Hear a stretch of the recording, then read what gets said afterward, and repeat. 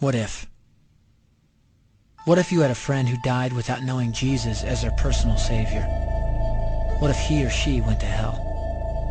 What if one day you received a letter in the mail from beyond? A letter from hell. A letter from your friend in the flames of eternal torment. The following is a dramatic presentation. It was written by a fictitious high school student named Josh to a friend named Zach.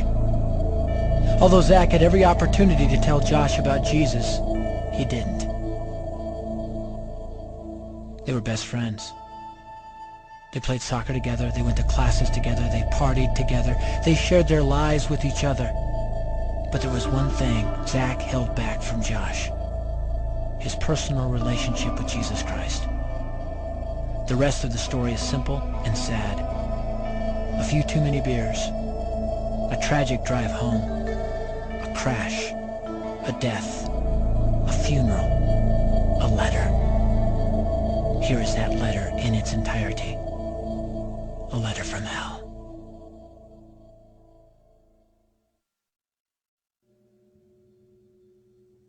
Dear Zach, I died today. It's a lot different than I expected. You see, I always thought dying would bring me into a world that's foggy and hazy. But this place is crystal clear. It's even more real than my life on Earth. I can think. I can talk. I can even feel. Right after the wreck, I could feel my spirit leaving my body. It was the weirdest thing, Zach. I thought I heard you screaming out to me, man. I must have been just imagining things. At first, I was just standing in line, getting registered, I guess. They asked me for my name and began to look in this thing they called the Book of Life. I guess they couldn't find it though, because this huge angel standing next to me grabbed me by the arm and started dragging me away. I was terrified. I had no idea what was going on. I asked the angel where he was taking me, but he didn't answer. So I asked him again. Finally, he told me that only those whose names were written in the Book of Life could enter into heaven. And the rest would be condemned to hell forever. Man, I was scared. The angel threw me into some kind of holding cell where I've been sitting and thinking for a long, long time. Do you want to know what I've been thinking about? I've been thinking about you.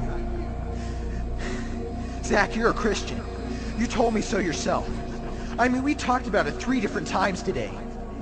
Kelly brought it up, and you laughed it off. Coach Adams brought it up, and you changed the subject. I mean, it came up right before the wreck. Well, the question I can't get out of my mind is this, Zach. Why haven't you ever told me about how to become a Christian? I mean, you say you're my friend, but if you really were, you would have told me about this Jesus and told me how to escape this terrible place that I'm headed for. I can feel my heart pounding in my chest. The angels who have been chosen to cast me into hell are coming down the hallway. I can hear their footsteps. I've heard of this hell, Zach. They call it the lake of fire. I can't stand it, Zach. I'm terrified. No, the angels are at the door. Oh no. No! They're coming in and they're pointing at me. They're grabbing me and carrying me out of the room. I can already smell the burning sulfur and brimstone. I can see the edge of the cliff where hell burns. This is it. I am without hope. We're coming closer, closer, closer. My heart is bursting with fear. They're holding me over the flames. I'm damned forever. This is it. They have thrown me in. Fire! Pain! Hell!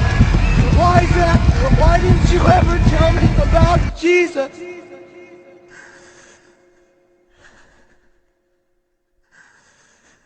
Signed,